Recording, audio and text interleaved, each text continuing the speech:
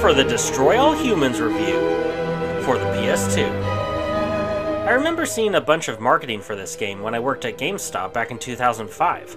It looked to be an interesting concept, but I never played it until now. Was the original hype out of this world? Let's find out.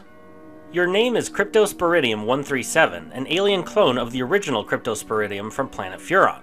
You and your superior officer, Orthopox-13, who sits in the comfort of the mothership, have come to Earth in 1959 to harvest delicious brain stems, rescue Cryptosporidium-136, and cleanse the planet of its dominant species to claim it as a territory of the Furon Empire. Apparently, all humans live in the USA, specifically in 6 different regions of the country, since that's where all the levels in the game take place.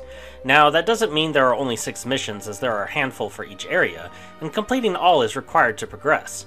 Each mission has Crypto invading each region either on foot or aboard his saucer.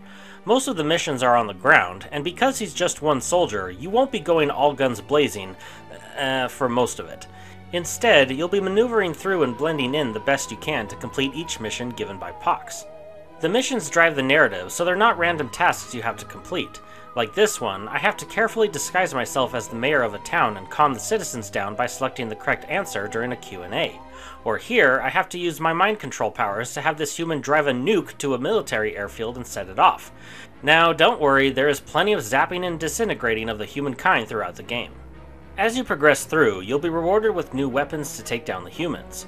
The Disintegrator is best for quick crowd control, but the Zap-O-Matic is vital in pacifying humans so you can easily extract their brainstems and procure the delicious human DNA. This is used as currency you can use to upgrade your weapons and abilities. Most weapons are locked until you progress through the game, which I get to an extent, but the mechanic of unlocking them felt more like a chore than a reward. Each mission takes an average of 20 to 30 minutes, but some can be only a few minutes. After you've completed the main mission, there are a handful of side quests scattered on the map. The side quests are timed and are pretty much the same in each level, such as killing a number of humans in a few minutes, or racing around the map to checkpoint after checkpoint. Completing a side quest nets you DNA, and this is where much of your collective DNA can come from, so you'll want to finish at least a handful of them.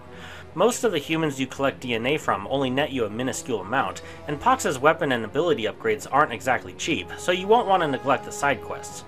Even though many of the missions have you sneaking around and hiding in plain sight, the full-on battle missions are the most fun.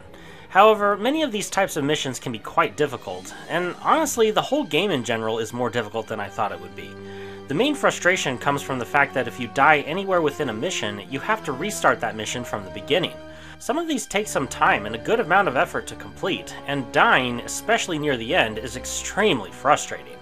Plus, in order to restart the mission, you have to go through several loading sequences and some non-skippable in-game cutscenes.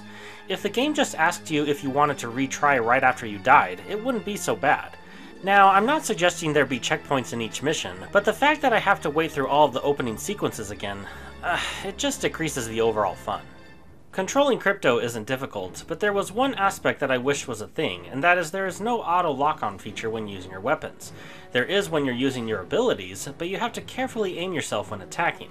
It's not a huge issue as you get used to it, and the fact that pretty much all the enemies aren't fast, but it would be a welcome if it had been added in the game.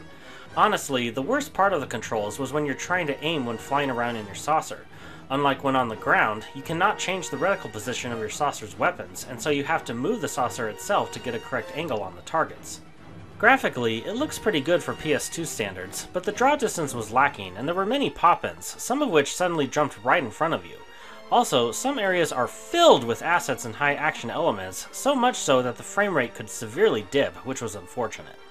The voice acting and humor were terrific. It was really cool that Richard Horvitz was the voice of Pox, so taking orders from Zim felt really unique. On behalf of all the nations of the Earth, I welcome you to our planet, oh friend from another world. Gee, thanks. Means a lot.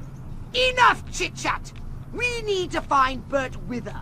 Where is he, pathetic crackpot human? The game has its fair share of glitches, mostly graphical like here, or walking in place here. The worst glitch was from the audio, actually, where a human sees my true alien form and begins to shout, "Little green men!" non-stop, but just the green men part.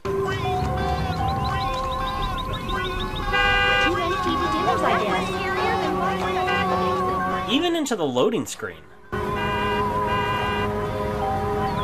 my gosh, make it stop! Running around and mind-controlling humans, blasting them with alien tech, or flinging them off to the next state with telekinesis is fun and all, but unfortunately this was a game where I would play it some, then not want to return for days. Near the end, I just wanted to complete it just so I could be done with it. There's something about the game that just feels kind of empty, or perhaps unfinished?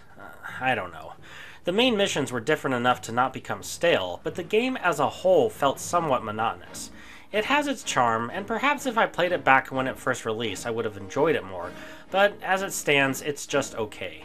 I might play the sequels later, but right now they're not on my galactic radar. This game gets a 3.5 out of 5 with the title of good.